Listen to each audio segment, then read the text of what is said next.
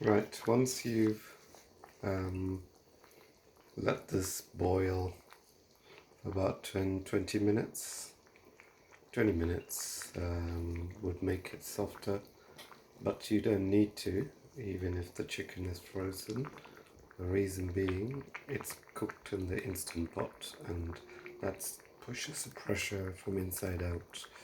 and that's what gives it the flavors. So these are all the ingredients, and then I put that half of it in the Instant Pot, and then mix the basmati rice on top, and the other half, and then put the other basmati rice, and then you cook it in the Instant Pot for, mine is 4 minutes because of the amount that I'm cooking, but you have to play around.